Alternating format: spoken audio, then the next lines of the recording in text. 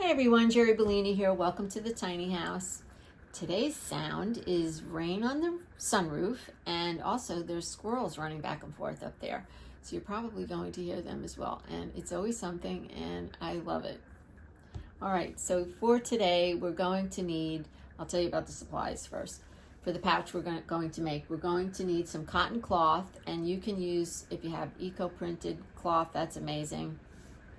If you don't, you can use quilter's cotton. And if you want to, you can make some scrappy patches, and I'll put the link to that video up in the picture. And I would have loved to have done that, but I really wanted to do the project for you today. So I think I'll make another bag after this one and make some scrappy patches. And if you don't know what I'm talking about, you'll have to watch the video. So you're going to need circles, and I would say about a half a yard of fabric is going to be more than enough, because you need two 14-inch circles. Now, I didn't have a plate that big because that's normally what I would do, just cheat and use a plate. Maybe you have like, so a dinner plate wasn't big enough, but maybe the next size, the serving plates, maybe you have a serving plate that's 14 inches. And it doesn't have to be exact. If it's a little smaller, that's fine. But I made a paper template because I know I'm going to make a few of these.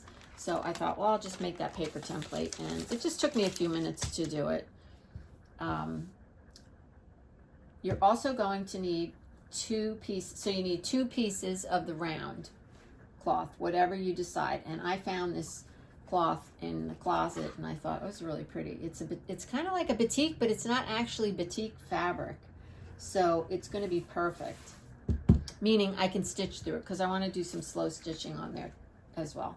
And two pieces for the inside part of the pouch, 8 inches. So I'm going to use the wrong side of this cloth because it kind of goes better with the batik. And I think that's going to look really nice. And you also need a piece of plastic.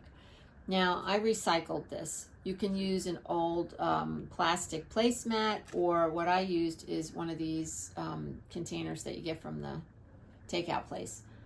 And the circle has to be 3 1/4 inches. So get like a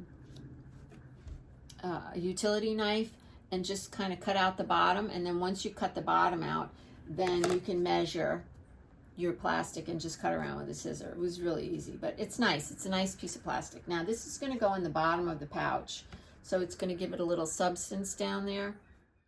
If you don't want to use the plastic on the bottom, the pouch is just going to be soft. So you're going to need some sewing thread, scissors, and a needle. All right, let's get started.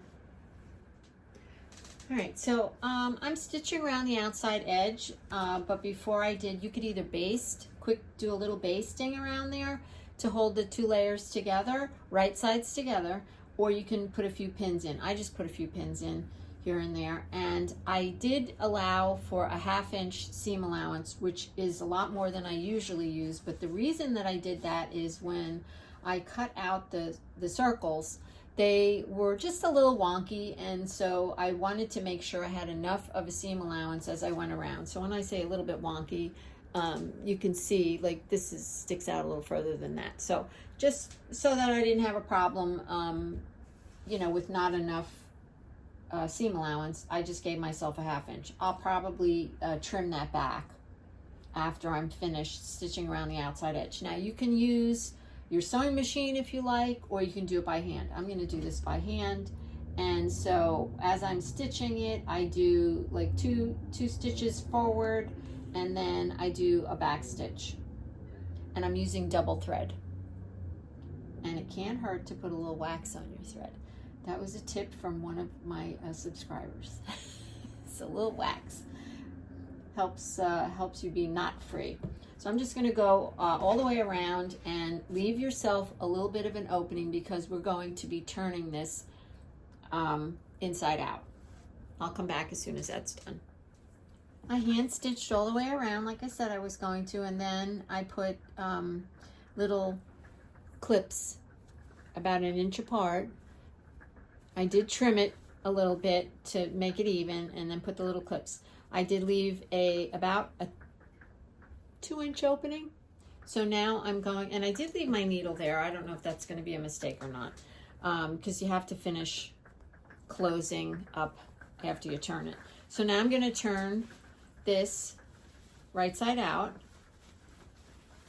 This cloth is really interesting. It didn't really have a right or wrong side, so I just picked the side I like the best.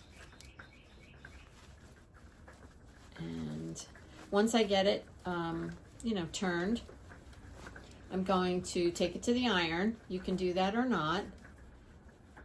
And just kind of press out the seam to make a nice circle. And if you have like a pencil or a knitting needle is really good too. You can just, like right now I have my finger in there just to kind of get it open.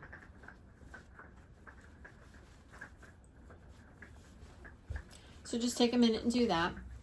And then it would probably be helpful to lay it on the table.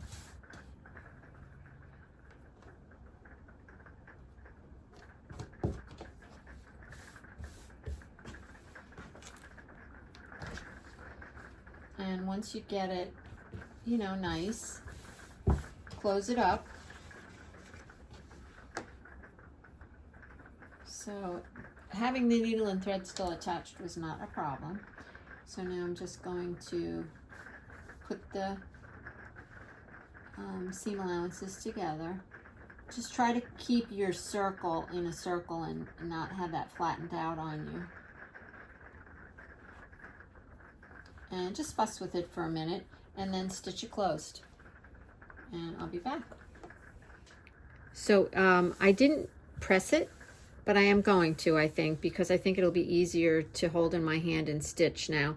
I'm going to finish and close this up. I put 2 pins in there and I'll just whip stitch that. Then I'll take it over to the iron and I am going to just stitch this down along the outside edge. I'll just do some slow stitching around the outside edge to keep it, the seam together.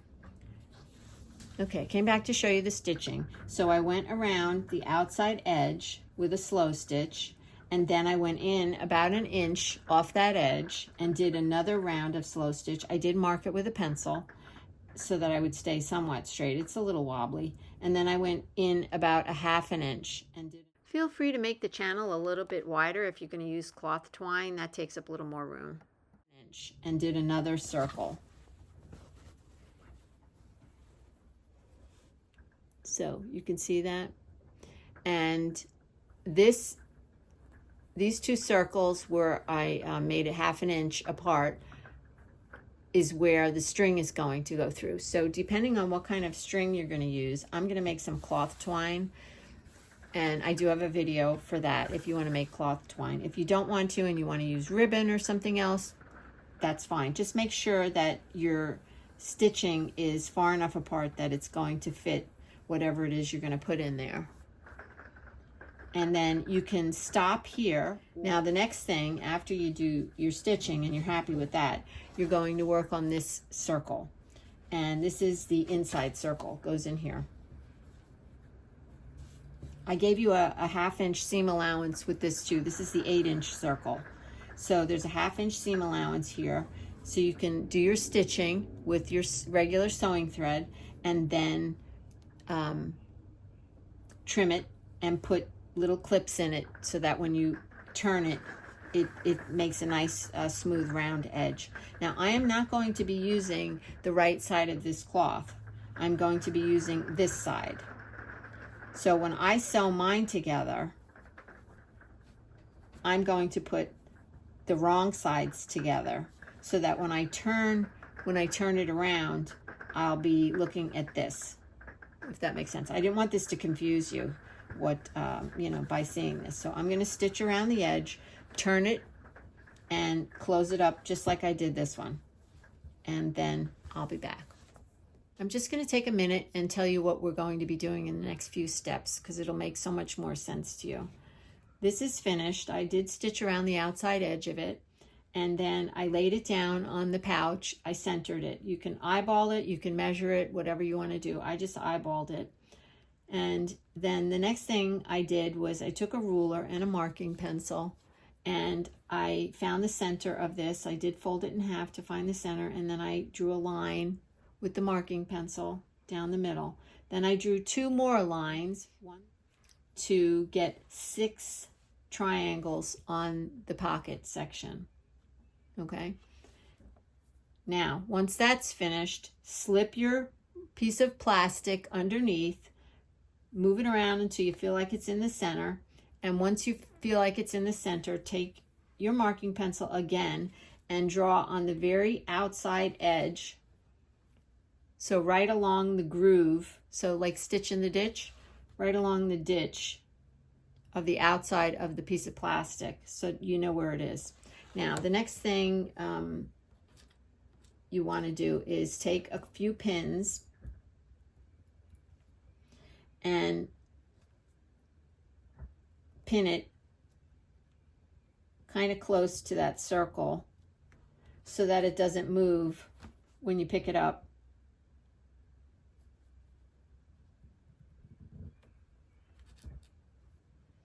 And 3 or 4 pins should be enough.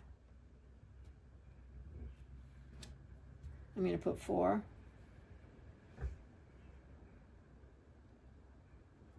So now when I pick this up to go to stitch around this circle, it's not going to move, okay? So now take your embroidery thread or whatever it is you're using and stitch around the circle. All right, I just wanted to make sure you realize that you stitch through both layers, so you're attaching the pouch to the pocket. The stitching is finished around the circle, which is trapping the plastic between the 2 layers. And the next thing I did was stitch the spokes to create the pockets. And do take an extra stitch at the edge of each pocket. It just will keep it more secure.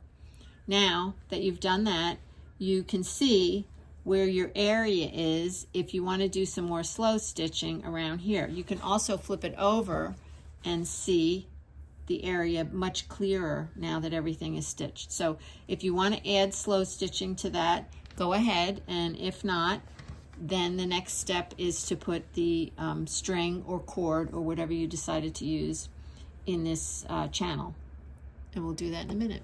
Okay, this is the end. I put my cord in so I could just talk you through it. You don't really need to see me do that. So lay your pouch on the table with the inside face down, and this is the outside of the pouch, and you're going to put a little hole, and be careful not to pierce the inside portion of the channel. So you're going to put a little hole in this channel here, and that is going to be where you enter with your cord. And you're going to put a hole on this side, and then totally opposite on the other side, you're going to put another hole. So you're actually going to use 2 different strings.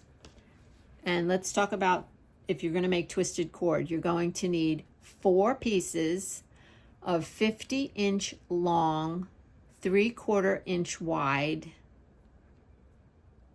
cloth to make your twisted cord. That will yield 2 strings, 2 of these, okay? And they're not going to be quite 50 inches because once they're twisted, they're less, but they're going to be long enough to put in here. And you're going to use a safety pin, take the knot out. If you have a knot at the end of your twisted cord, take it out, use a safety pin, go in there with a safety pin, and you're going to take your safety pin here, go all the way, pull it all the way around, and come out here. So this is 1 cord right here. This is 1 cord, okay? Then you're going to turn it around and take your second cord, and this is if you're going to use ribbon or whatever, it doesn't matter. And you're going to take your safety pin, and this one's going to be a little harder because there's already something in there now. And you're going to go all the way, go in here and go all the way around and come back out. So this is 1 cord and this is another cord. And you do it this way so that, we'll flip it over. When you pull them, the pouch closes. That's the way it works, so that it closes, see? And then these strings get longer. So you can definitely use ribbon. If you want to use ribbon, I would cut the ribbon to about 25, at least 25 inches or more, maybe 30 inches. Cut it a little longer than you need it. And again, you're going to take one piece of ribbon and go in this one hole on this side and all the way around like that. And then you're going to, excuse my arm, then you're going to take the other piece of ribbon and go in that hole on that side and come back over here. So that's what I'm going to show you. That's what it's going to look like. So it goes like this and then like this on the inside of the bag. I hope you can see that.